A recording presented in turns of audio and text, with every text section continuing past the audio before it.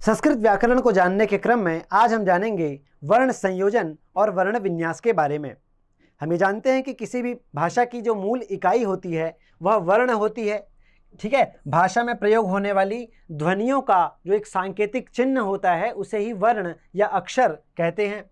ठीक है, इसीलिए यह भाषा की सबसे छोटी और प्रारंभिक इकाई कही जाती है।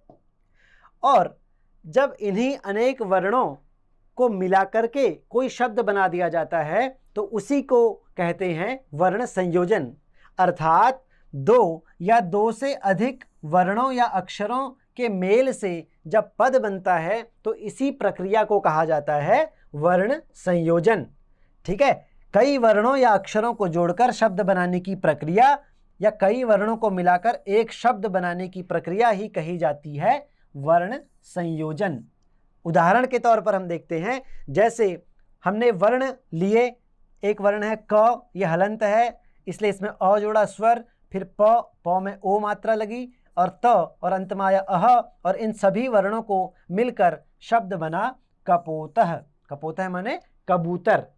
उसी प्रकार क, अ, ल, अ, म, अ, इन वर्णों को जोड़कर एक पद बना, एक शब्द बना कलम। ठीक है, कलम माने पेन। तो इस प्रकार हमने ये जाना कि वर्णों को मिलाकर एक शब्द बनाने की प्रक्रिया ही कहलाती है वर्ण संयोजन।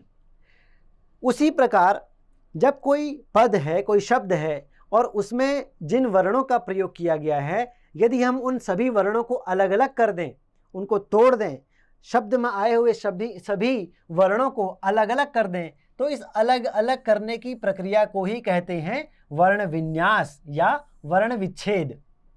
उदाहरण के तौर पर जैसे बालकः शब्द है तो इसमें किन वर्णों का प्रयोग हुआ है, उन सभी वर्णों को यदि हम अलग अलग कर देंगे तो वह वर्ण विन्यास हो जाएगा। जैसे ब है ना, बालकः में सबसे पहले ब आया है, ब में आ की मात्रा लगी है, फिर ल है, ल में अ जुड़ा हुआ है, फिर क है और क में अह जुड़ा हुआ है। तो हमने ये जाना कि बालकः में ये वर्ण लगे हुए थे, तो इसी अलग अलग करने की प्रक्रिया को कहेंगे वर्ण विच्छेद या वर्ण विन्यास। उसी प्रकार पिता शब्द है, सबसे पहले इसमें प आया है, फिर प में ई की मात्रा लगी है और त है और त में आ की मात्रा लगी है और इन वर्णों को मिलाकर बना है पिता। तो पिता के वर्णों का यदि अलग अलग विच्छेद कर देंगे तो वही वर्ण विन्यास कहलाएगा, वर्ण विच्छेद कहलाया जाएगा। एक उदाहरण और देखते हैं, जैसे गज शब्द है, गजः, सबसे पहले इसमें वर्ण आया है ग, ग में जुड़ा है अ, फिर है ज और ज में अह की मात्रा लगी हुई है। इस प्रकार से गजः में 4 वर्ण आए हैं, ग, अ, ज और अह। तो इसी वर्णों को अलग अलग करने की प्रक्रिया को वर्ण विन्यास और वर्णों को एक करके पद बनाने की प्रक्रिया को कहते हैं वर्ण संयोजन। तो आज हमने वर्ण संयोजन और वर्ण विन्यास को अच्छी तरह से जाना। धन्यवाद।